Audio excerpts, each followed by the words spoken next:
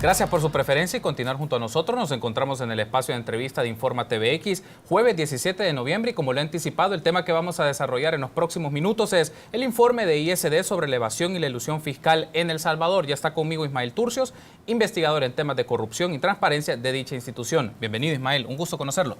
Mucho gusto estar acá con ustedes, poder acompañarlos y poder llevarle a los televidentes, a la sociedad, un poco de este tema tan importante, ¿verdad?, como lo hemos visto en los últimos meses. Justamente, Ismael, es una investigación que hace recientes días ha presentado ISD sobre el posicionamiento del tema de evasión y elusión fiscal. Y creo que es importante hacer esta mención. ¿Cuál es el objetivo que persigue esta investigación que desarrolla ISD? Claro, los aspectos de nuestro sistema fiscal, la desigualdad, la mayoría de los impuestos indirectos, son conocidos desde siempre. Es decir, siempre hemos conocido que la estructura tributaria es desigual, ¿verdad? Que quienes más sostenemos el sistema somos los pequeños contribuyentes. Sin embargo, podemos notar cómo a partir del año pasado el tema comenzó a tomar una visibilidad, ¿verdad?, y un nivel de debate que ha llevado a los principales actores políticos a estar, como hemos visto en los últimos días, ¿verdad?, incluso en una situación delicada, ¿verdad?, sosteniendo diálogos y tratando de alcanzar acuerdos. Entonces, en todo este contexto sobre el problema fiscal, pues ISD se propone, ¿verdad?, generar, digamos, una perspectiva que tal vez no se había tocado, que poco se toca, porque cuando hablamos de evasión y elusión, generalmente nos quedamos con las cifras, con los montos, que suelen ser escandalosos, pero no llegamos a ese nivel de concreción de decir esto y esto debe hacerse para cambiar todo esto. Entonces, obviamente, se llevan a cabo discursos, ¿verdad? Hemos escuchado como tanto de los partidos políticos, sector empresarial, hablan que sí hay que pagar impuestos, que el Estado sí debe cobrar y recibir los impuestos que por ley le corresponden, pero te faltan propuestas concretas en realidad, ¿verdad? Solo un caso muy ejemplar. Tenemos muchas leyes que favorecen la elusión fiscal, que son las que otorgan incentivos fiscales, ¿verdad? Pero al mismo tiempo no tenés a ningún funcionario, no tenés a ningún partido político que tenga ese nivel de propuesta de decir, bueno, entonces hay que revisar el marco legal. En ese contexto, ISD viene, realiza esta investigación, hace un análisis de todo el marco administrativo y legal, o al menos de los principales aspectos, y formulamos propuestas que ahora estamos presentando y que queremos seguir promoviendo, ¿verdad? Como parte de las expectativas de ISD, Ismael, es que hablaremos de ellas en el transcurso de la entrevista, las propuestas que formula esta investigación, pero ustedes están pensando en particular en una serie de propuestas o en un partido o grupos parlamentarios en específico con los cuales ustedes quieren influir para la toma de decisiones, porque la expectativa es eso, ¿no? Esta información que ustedes presentan, los datos y las propuestas, la idea es que tenga un asidero en los espacios de decisión política. Ustedes ya han hecho un sondeo, un acercamiento con los funcionarios públicos, con los diputados, en el caso del Ministerio de Hacienda, para cabildear, para negociar un poco esto y proponer este tema de que sean parte de la agenda de acuerdos fiscales en el país. Sí, como institución nosotros siempre estamos o tratamos de llevar a la par de nuestras investigaciones, de los documentos, acciones en concreto, poner a funcionar la institucionalidad. Hemos presentado en el curso de esta investigación un aviso a la Fiscalía General de la República para que se investiguen los casos de los Panama Papers. Hemos presentado una solicitud ante el Ministerio de Hacienda para que se investiguen lo referente a la participación de personas naturales en empresas que pertenecen a veces al mismo conglomerado corporativo o diferente y que llevan a cabo prácticas aparentemente legales pero encaminadas a disminuir a trasladar a trasladar ganancias y por ende disminuir el pago de los impuestos correspondientes. Así hemos llevado a cabo algunas acciones.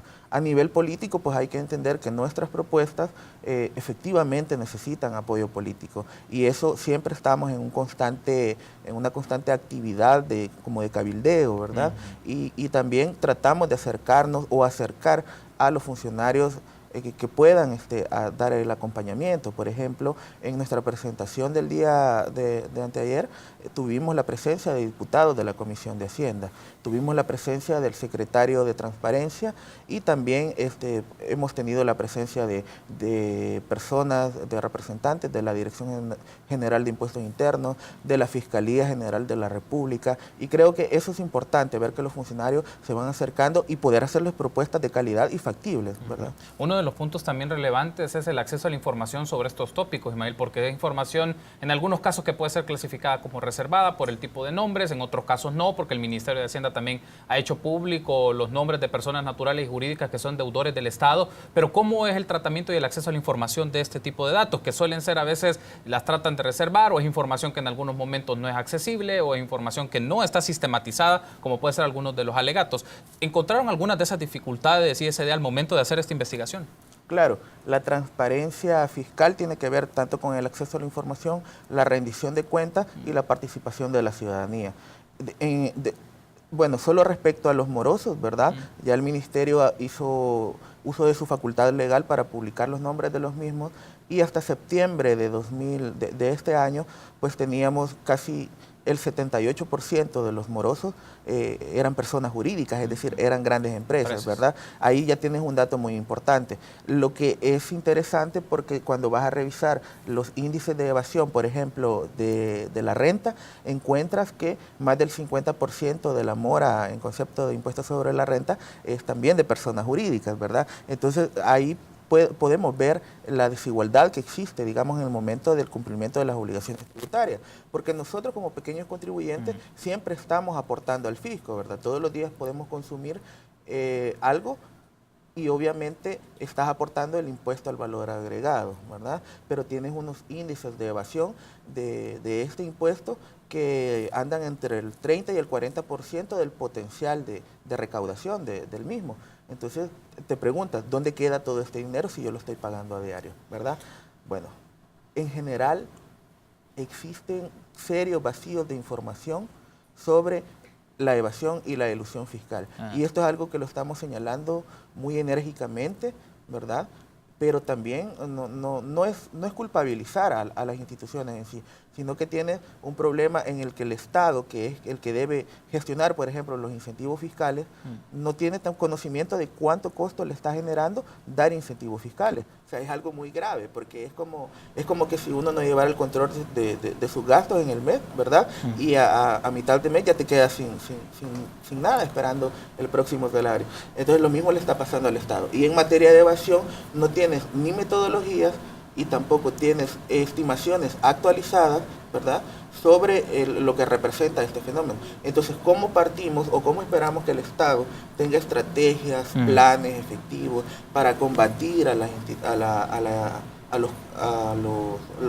evasores? A los evasores. Y no tiene ni siquiera conocimiento de por dónde andan los montos. Esto es algo que lo estamos señalando. Me parece muy interesante esta mención, Ismael, y si te parece podemos hacer un énfasis puntual en este aspecto. A criterio de ustedes como ISD y la investigación que han realizado, ¿es por fallos de gestionar la información, obtener la información? ¿No se disponen de los recursos tecnológicos o no se disponen de los programas o de los insumos necesarios para hacer esto? ¿O es un tema de que tal vez se requiere más personal, tener más gente que pueda estar monitoreando este tipo de cosas? ¿A dónde apuntan o enfatiza ISD en donde tienen esas debilidades institucionales para tener información con más depurada e información más concreta de los evasores y sus montos? Claro.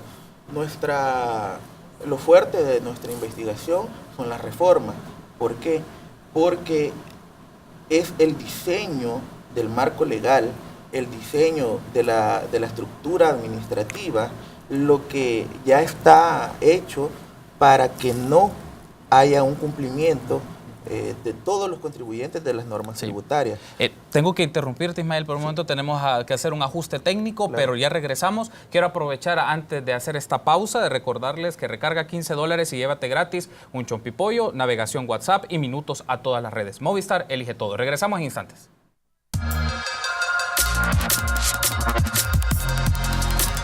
Continuamos en el espacio de entrevista de Informa TVX, jueves 17 de noviembre, y estamos platicando con Ismael Turcios, investigador de ISD, sobre el informe de dicha instancia sobre la evasión y elusión fiscal en El Salvador. Regresando entonces a la entrevista, perdón que le interrumpe, tuvimos un ajuste técnico, pero ya está resuelto.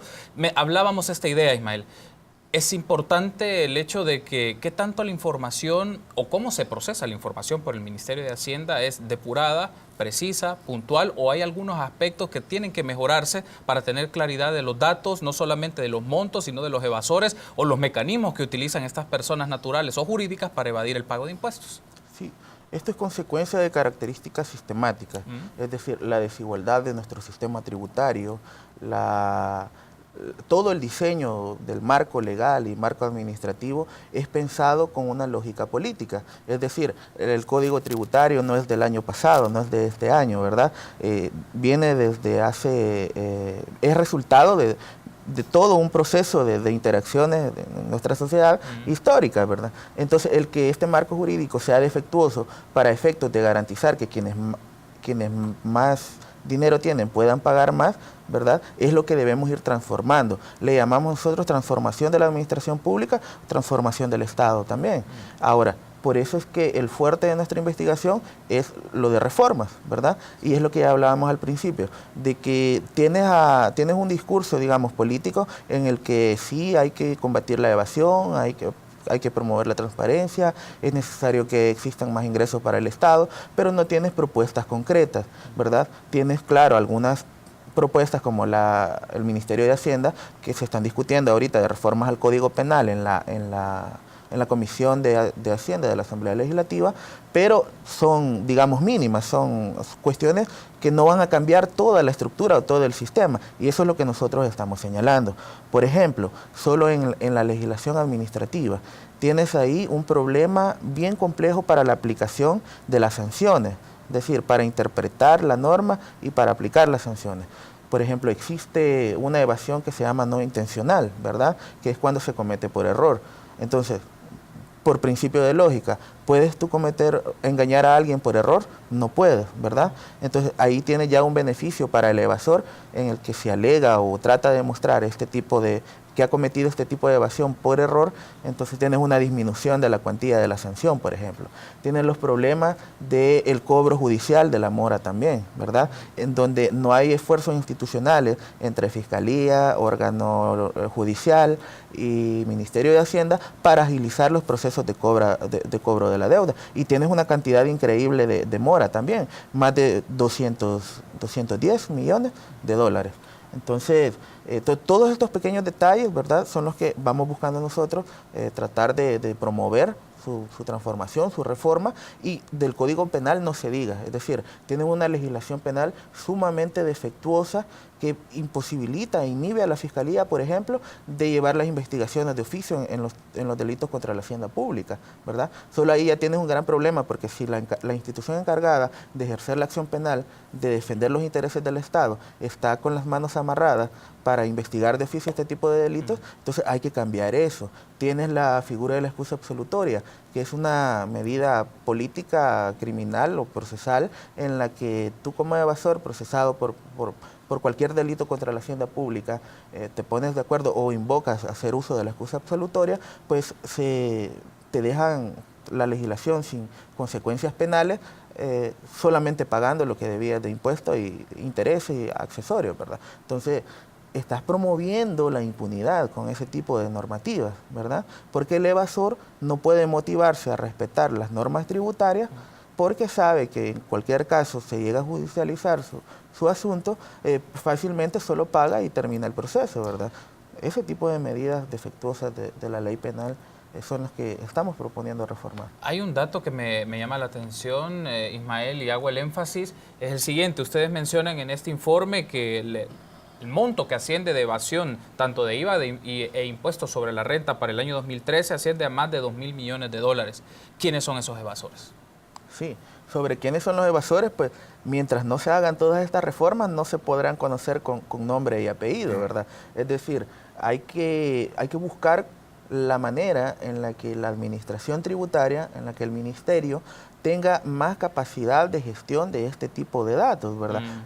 Generar esta información, y de paso es información que necesariamente debe utilizarse para la creación de planes, el mejoramiento de los procesos administrativos y por supuesto, si se impulsan reformas como las que nosotros proponemos, tener una mayor capacidad de cobro, una mayor capacidad de recaudación de impuestos, ¿verdad? Que es lo que vamos buscando. Solo fíjate en un dato bien concreto. Okay. La Fiscalía General de la República recibió desde 1999 hasta este año 72 casos por delitos de evasión de impuestos de parte del Ministerio de Hacienda. Solo por evasión. De estos 72 casos, solamente 14 fueron llevados ante tribunales. y de estos 14 casos solamente hubieron 2 condenas. ¿Y por qué esa brecha tan marcada, Ismael? Exacto, es la pregunta base. Del millón. ¿Por qué es tan desproporcional la actividad estatal para perseguir la evasión cuando esta representa casi el 50% de todos los ingresos corrientes que tiene el Estado anualmente, ¿verdad?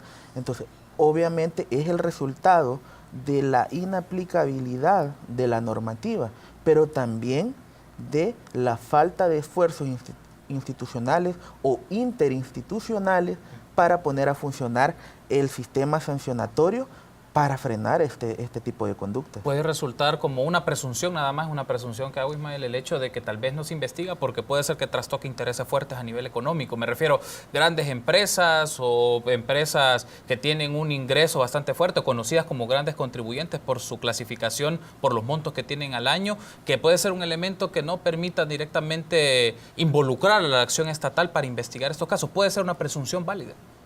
Podría serlo en alguna medida, o sea, sin totalizar. Realmente no hay un cerebro diabólico en la oscuridad manejando todo esto. Es también una cuestión cultural. Es decir, nos cuesta de hecho ver a la corrupción como un tema serio de combate, ¿verdad? Y también cuando hablamos de corrupción generalmente nos quedamos con el gobierno, ¿verdad? Con el sector público. Pero la corrupción empresarial, como estamos viendo, no pasa desapercibida o no puede pasar desapercibida. Por ejemplo, solo en el caso de los Panama Papers, ¿verdad? Incluso en Islandia, me parece, el primer ministro dimitió por salir implicado no en un delito, sino solamente en una empresa offshore en Panamá, ¿verdad? En Argentina tienes una investigación, parece, contra el presidente actual.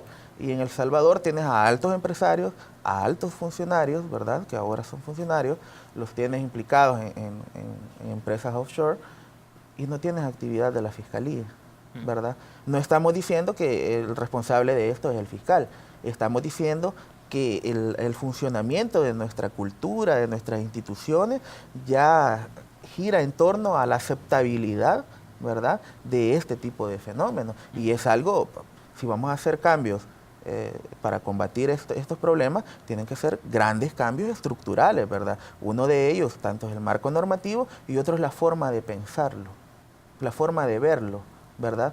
¿Cómo como sociedad, por ejemplo, podemos quitarnos ese sesgo o ese temor de hablar de los incentivos fiscales, que son necesarios, obviamente, para fomentar el desarrollo económico, el desarrollo social en el país, pero al mismo tiempo tienes un país que da muchos incentivos fiscales y un país que sufre una crisis fiscal enorme? Entonces, ¿cómo equilibramos, digamos, cómo nos quitamos el miedo como sociedad para hablar de eso? ¿Cómo hablas con la ANEP, por ejemplo, sobre ese tema, verdad?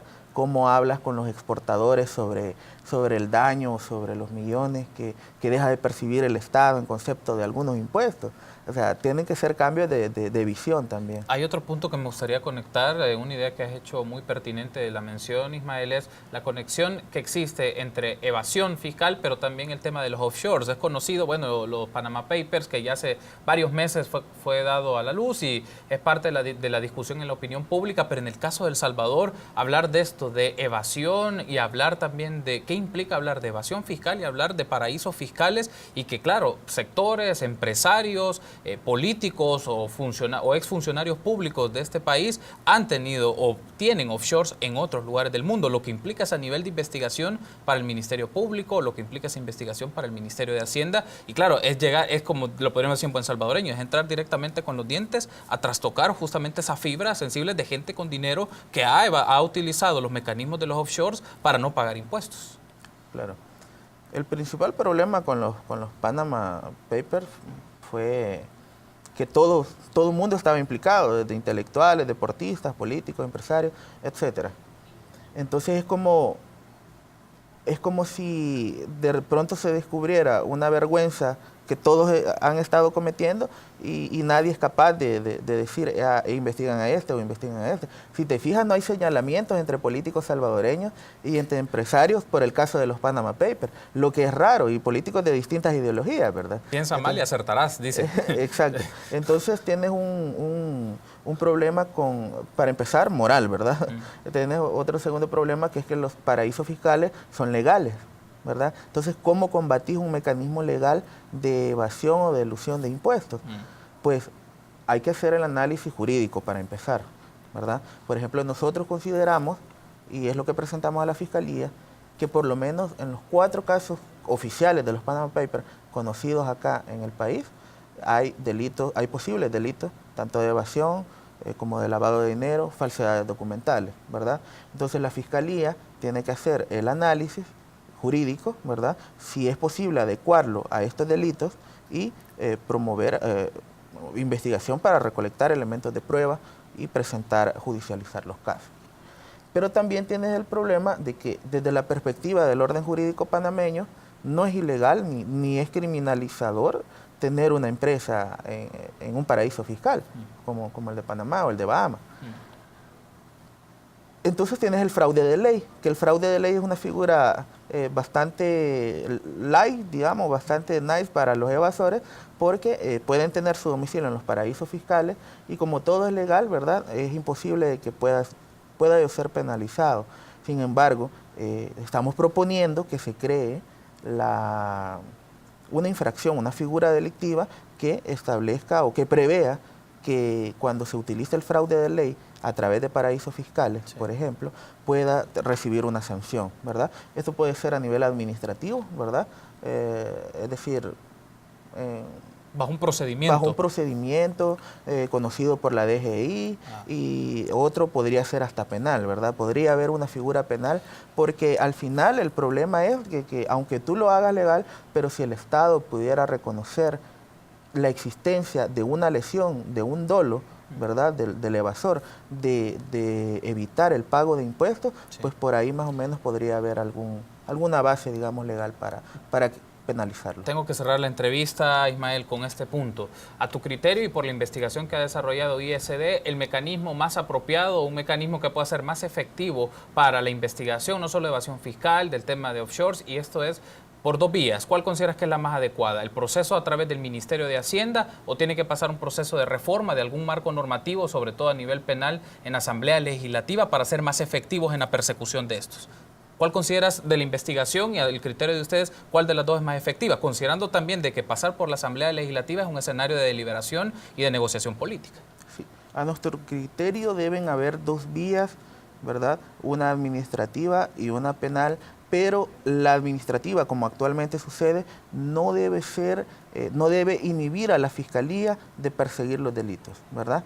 Es algo que sí es jurídicamente posible, que la Fiscalía pueda iniciar sus delitos y para efectos jurídicos, de consecuencias jurídicas, pues obviamente si la Fiscalía llega a demostrar en determinado caso que existió la evasión de impuestos, no necesariamente va a haber una doble persecución, ¿verdad? Son 2 casos totalmente distintos, porque lo que el fisco puede conocer a través de sus procedimientos sancionatorios, pues obviamente va encaminado a percibir ese dinero que ha dejado de percibir, que es la multa. Y lo que la Fiscalía va buscando, obviamente, es reparar el daño, no solo monetariamente, sino imponer el orden normativo que te dice que tú no puedes lesionar a la hacienda pública porque el Estado tiene derecho a recibir el pago de los impuestos. Entonces creemos que deben separarse las vías, ¿verdad? Y que ya no sea solo a través de la Dirección General de Impuestos Internos, a través del Ministerio de Hacienda, que la Fiscalía tenga que iniciar una investigación de oficio, ¿verdad? Perfecto. Ismael, un gusto. Gracias por haber venido. Muchas gracias a todos. Gracias por habernos acompañado, Ismael. Y el tema que desarrollamos en esta oportunidad es sobre la investigación que hizo ISD sobre la evasión y la elusión fiscal en El Salvador. Permítanos una pausa, continuamos con más en la primera emisión de Informa TVX.